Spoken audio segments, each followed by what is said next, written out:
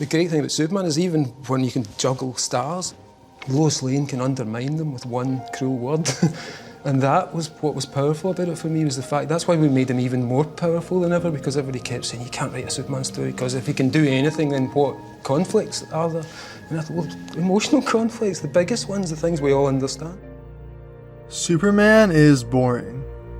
This is a sentence that I have heard a lot among mainstream audiences, and honestly, I used to be on that train as well. Batman was always my favorite character because he was dark and edgy, he gave criminals the justice they deserved, all while having no powers, making him feel all the more real. I liked Superman as a kid, don't get me wrong, but he was nowhere near the top of my favorite superheroes list. I never found him interesting because he was just too overpowered, and was a goody two-shoes. As the years went on and I grew up, Superman started to climb my favorite superheroes list, because I began to understand him better. The world can be an extremely dark place, and really depressing at times. The news seems to be a constant source of negativity, and our phones are filled to the brim with it. We have the ability to see the worst of humanity all the time, and as a young adult, it can really get to you. And all of a sudden, as I got older, Superman's so-called flaws became why I started to love him. Yes, he is overpowered, but he chooses to be the best person he can with those abilities. And in a world with so much hate and darkness, being a goody two-shoes suddenly seemed like a quality to strive for. I soon realized that despite all his abilities, Superman is the most human superhero there is. And that is exactly what makes him interesting. How does a good person stay good in a world that is constantly trying to tear you down? It's one of the most universal struggles we all deal with, and Clark Kent is the pinnacle of it all. Superman is an inspiration, a beacon of what being a good person should look like, and I don't think any comic portrays this better than the masterpiece that is Superman for All Seasons. This beautiful story was written by Jeff Loeb with art by Tim Sale, the same duo that created Batman The Long Halloween. As a fan of Smallville, For All Seasons is even better because it focuses on Clark's younger years and is actually credited as the comic that inspired the show. Superman For All Seasons is broken up into 4 issues that span the course of a year. Each issue focuses on a different season of the year, starting with spring, and each have a different narrator, so we get to see how the supporting characters around Clark view him, which really helps break him down as a character. The first issue in the series, titled Spring, is told from the perspective of Clark's father, Jonathan Kent. Tim Sale is easily one of my favorite artists of all time because you can just tell how much passion was put into every panel he draws. He makes Smallville feel so warm and cozy, making you wish that you could just jump right into the book and live there. Throughout this issue, we see Clark's day-to-day life as a teenager in Smallville, drinking milkshakes with friends, getting a haircut that goes wrong, and outrunning a train. To the world, Clark is a normal boy, but his father, Pa Kent, knows that he isn't, that he has special abilities, and Pa is scared of what that means for Clark going forward. One day, Martha and Jonathan find Clark standing out in the field. They are worried as to why he is just standing out there, so Jonathan walks out there to talk to him. Clark tells his father that he is scared because his powers are growing and he doesn't know what to do with them. We don't see exactly what Jonathan says to Clark, but we get this amazing monologue through his narration. There are things about being a father I'd remember for all my days. How I held him in my arms as a baby.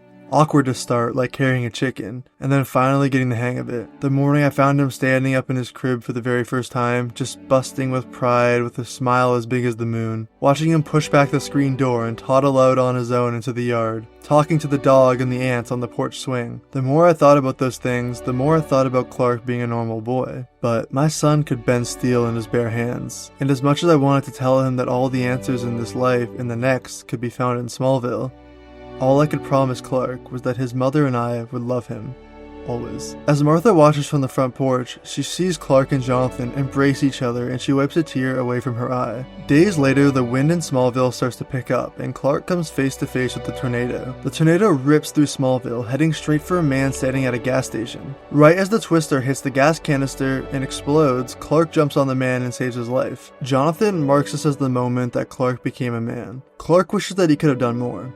He wanted to save more people, and Jonathan knows that this idea will eat away at Clark. He knows that he'll want to go somewhere where he can help more people, a place like Metropolis. Clark graduates high school, and the night before he moves away, he takes his childhood sweetheart Lana out to the field and reveals his powers to her. He takes her for a fly above the farmland. Lana loves Clark and thought he was going to ask her to marry him, but instead he revealed he had powers and that he was moving away to the big city. She was heartbroken, but understands that Clark can help a lot more people there. She kisses Clark goodbye, and they go their separate ways. boys. The next morning, Clark says goodbye to his mother as she tells him that you can do anything you set your mind to, as long as you believe in it with all your heart. Clark walks out into the field to say goodbye to his father. My stomach rumbled all day long. Martha and I had done our job. We brought him up right, and all that meant now was our only son was old enough to say goodbye. Clark and Jonathan stare out at the beautiful sunset. He asks his father if he ever gets tired of looking at that view. Pa Kent replies no, never have. Guess I never will. They both understand that they are different people. Jonathan is much more simple and is happy to have spent his entire life in Smallville on his farm alongside Martha, while Clark is meant for bigger and greater things and has to leave. Clark moves to Metropolis and starts working at the Daily Planet, meeting Lois and Jimmy Olsen. That night, a kid is chasing his cat on a rooftop and slips, but a new hero in red and blue catches him. The kid compliments Clark on how cool his costume is, and he replies, "Thanks, my mom made it for me." And that's the end of Spring. In my opinion, this is one of the greatest comic book issues I've ever read. It serves as the perfect setup for Superman as a character and what makes him so good. Clark doesn't do good simply out of a legal or religious obligation. He does it simply because it is the right thing to do. It's honestly refreshing to read an origin story that isn't filled with tragedy. Unlike characters like Bruce Wayne, Clark has a pretty great childhood. He had a stable family life with parents that taught him how to be a good person, surrounded by close friends in a beautiful small town. These factors all play into the man Clark turns into and help make him super. The next issue, titled Summer, is told from the perspective of Lois Lane. She is Metropolis's top reporter and has seen the worst of humanity, so she can't wrap her head around the concept of Superman. She wonders why someone who has the power to do whatever they want would decide to be a hero. We live in a world where nobody sticks their neck out for anybody. I write about it all day long. We lie to each other, we brutalize each other, we kill each other. And here's this man sticking his neck out for everyone.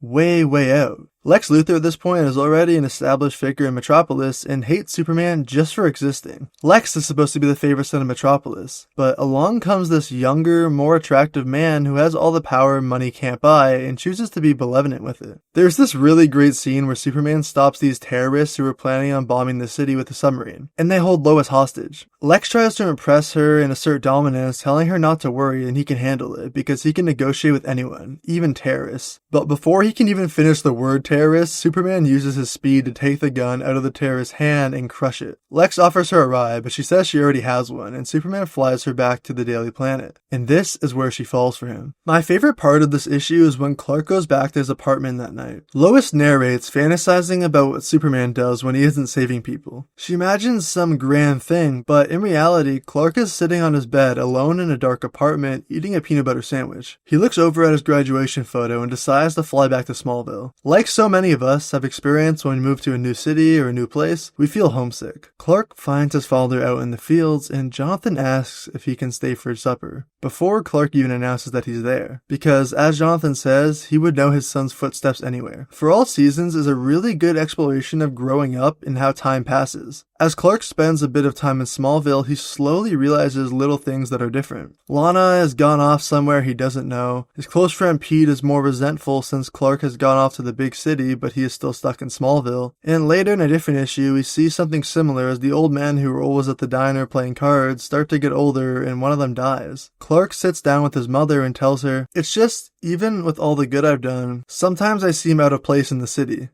And I always thought Smallville would feel like home. But now it's different here too." Martha replies saying, "It's all part of growing up, Clark. It isn't always easy. It isn't always fun. But you'll find your own way.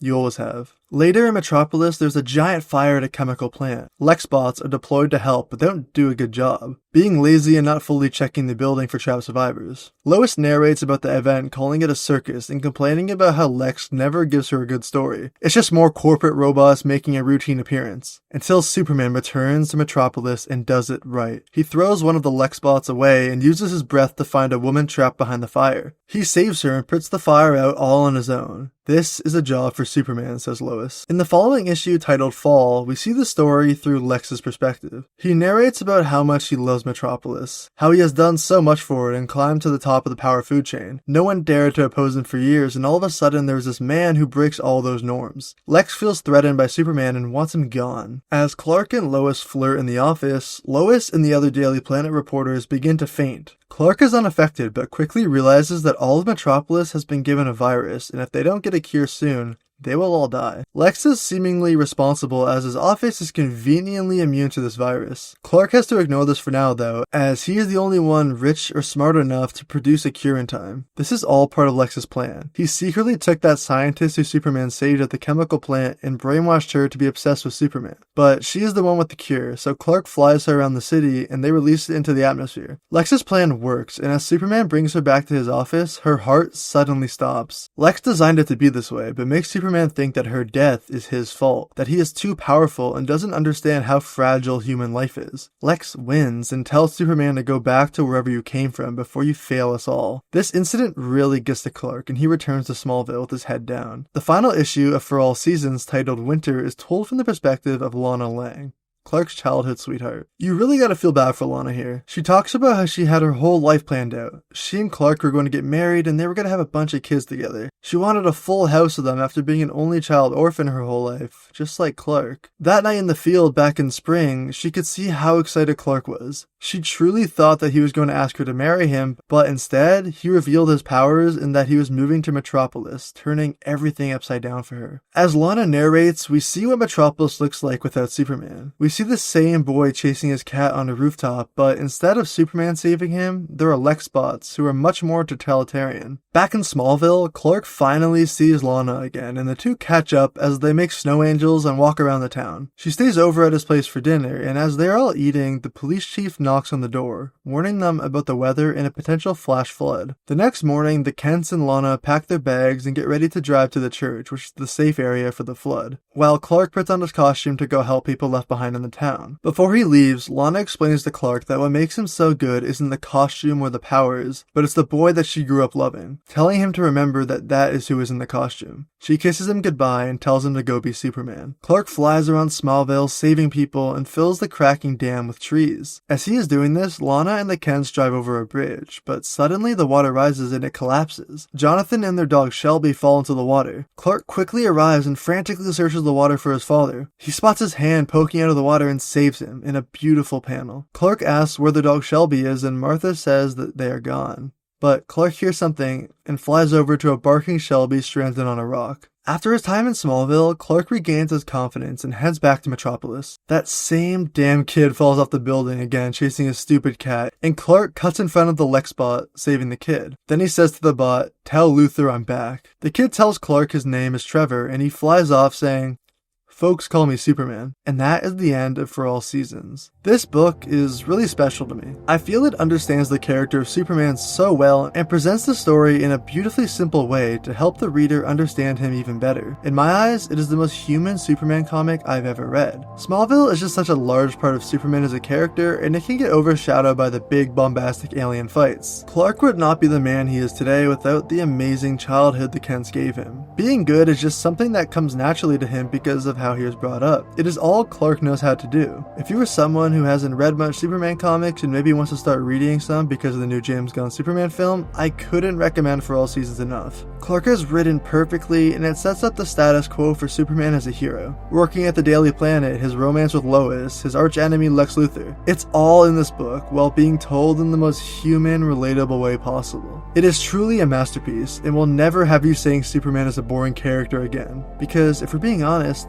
he is maybe the best one there is. If you're into collecting the comics physically, I would highly recommend buying the Absolute Edition. I bought it recently and it's easily the best way to read this story. The art by Tim Sale is beautiful and the texture reinforces that cozy, warm aesthetic. If you could understandably not afford that, then maybe get a smaller edition or go read it on the DC Infinite app. But either way, just go read it. You won't regret it. It will make you want to be a better person.